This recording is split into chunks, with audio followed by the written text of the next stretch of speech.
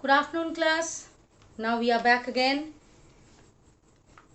with the rest of the part of the chapter in the Kingdom of Fools from the book Moments. Fine. Come on, let's go. So, we had read till when the bricklayer accuses or blames the dancing woman because she was going up and down the road and he got distracted, and therefore the wall was made bad. So that was the story told by him. Listening to this, as usual, the wise king summons for the dancing woman. Now she is quite old, and that was a long back story of long back. I mean, long back. So now she is pretty old, and she comes and says that I am not to be blamed. Then who? The king says. Then she says that I went to the goldsmith to get my jewelries made up. Now the goldsmith made me run time and again, but he was reluctant to deliver me at the given date. So he said, you come the next day or the next week, and he made me run like that. So I had to go up and down. Therefore, I think I am not to be blamed. Then the king said, his intelligence worked. He says that, okay, now we have got the correct culprit. Call the goldsmith. He will be punished. Now, naturally, whoever is been called, he will be in fright, in fear. So he had made up a story, of course, because he wanted to save himself. So he says that, Your Honor, my name has come, but I should not be blamed. You know why? Because there was a rich merchant who had some wedding coming up in his family. So he had given me few jewelries to be made, and you know the rich people, they are not ready to listen to us.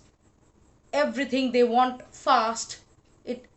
So I had to deliver his jewelries first. Therefore I got delayed in delivering this dancing woman's jewelry. Now who was the merchant? Now the merchant was called. Now what did we find? The world is round, the earth is round.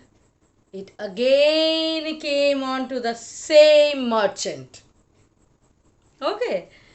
How? So he was, listen, how he was being called now. Now again when he was being called, he started crying. Why me? I was nowhere there in the picture, because this house was built by my father, not me. So why am I being accused for this?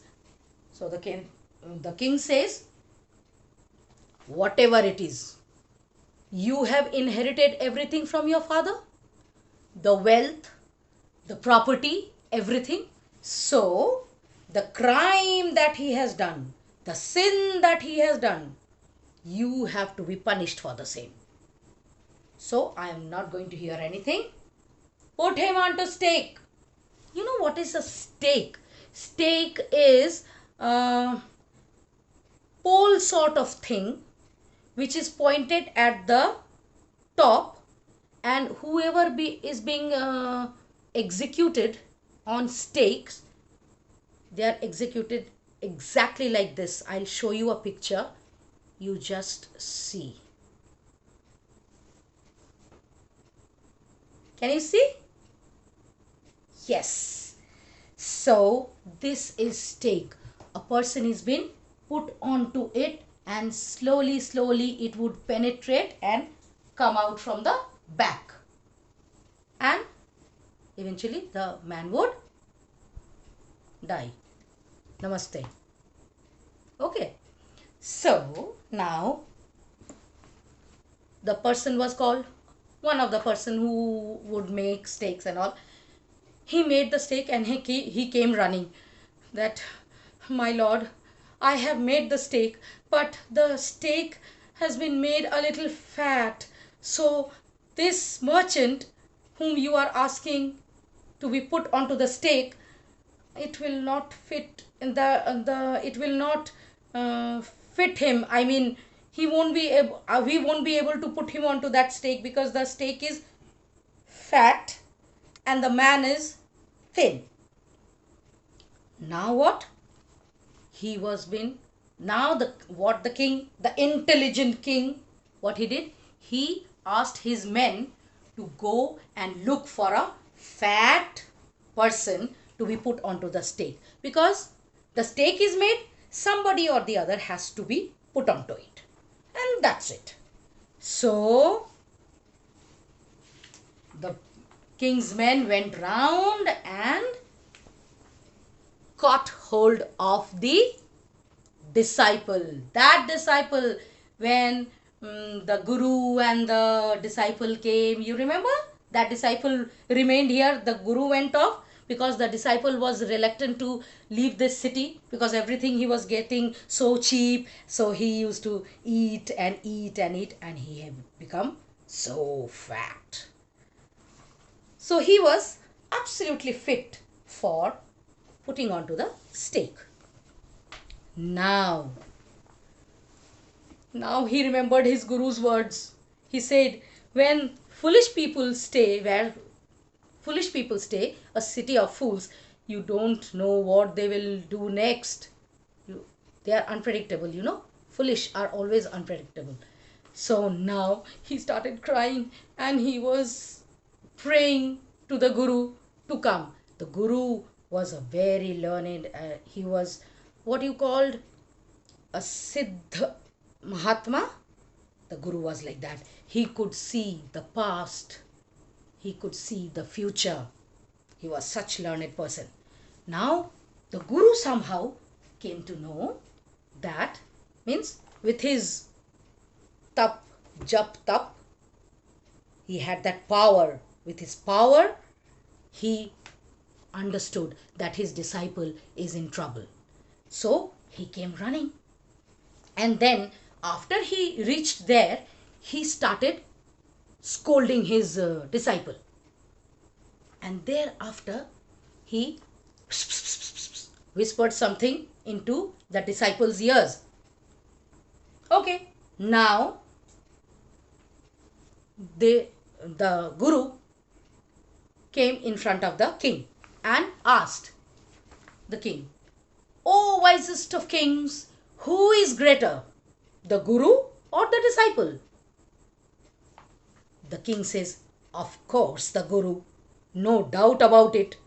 Why do you ask? Then put me to the stake first. Put my disciple to death after me." Now when the disciple heard these words spoken by the guru, he understood, oh, now what the guru had whispered, now he has to speak like that. He said, "Me first. You brought me here first. Put me to death first, not him." The guru and the disciple now got into a fight. They started fighting, and the foolish, stupid king could not understand the reason behind this fight.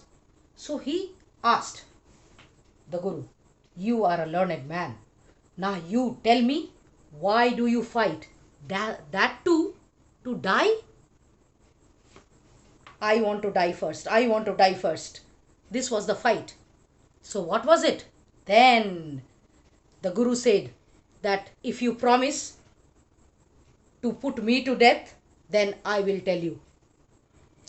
Okay. Then the guru said something, whispered something. "Do you know why We want to die right now. The two of us. We have been all over the world, but we have never found a city like this or a king like you. Now he started praising the king. Praising the king. Okay. So what happened? That stake is the stake of God of justice. The Guru starts off God of justice. It's new because that stake was newly made. It has never had a criminal on it. A new stake was made. So nobody was executed on it. It was absolutely new. So he says that's a God, that stake of the God of justice, and it is new. No one has been put on to execution on it. So whoever dies on it first will be reborn as the king of this country. The Guru says this. And whoever goes next will be the future minister of this country. We are sick of our ascetic life. Oof, it's so troublesome. We want to die so that if I die first, I'll become the king of this city, this country, or whatever, this place. And my disciple will die the next. He'll be the minister. Then we will be rich. We will be living our life in pleasure. It would be nice to enjoy ourselves and as a king and minister for a while. Now keep your word. Now you see, you had said, you have given me the word that if I tell you, then you will put me into death. Put me onto stake. Yes, ultimately to death. My lord, and put us to death. Me first, remember. The king was now thrown into deep thought. Now what? He didn't want to lose the kingdom. लालच भी तो है राजा बने रहने का. So this happened. Now, if the Guru dies, he will become the king. Then, so he ordered the execution postponed to the next day and talked in secret with his minister. It's not right for us to give over the kingdom to others in the next life. He started whispering into the minister's ears. The ministers, as usual, so very intelligent he was also. So, what happened? Let's go on the stake ourselves and we will be reborn as the king and the minister again. Holy men do not tell lies. Holy men, Guru, holy men do not tell lies. He said, and the minister agreed. Maharaj, ekdam sahi baat hai.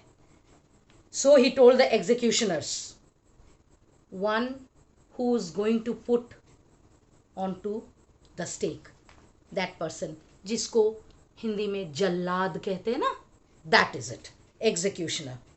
So he told the executioner, we'll send the criminals tonight. When the first man comes to you, put him to death first. Then do the same to the second man. Those are my orders. Don't make any mistake.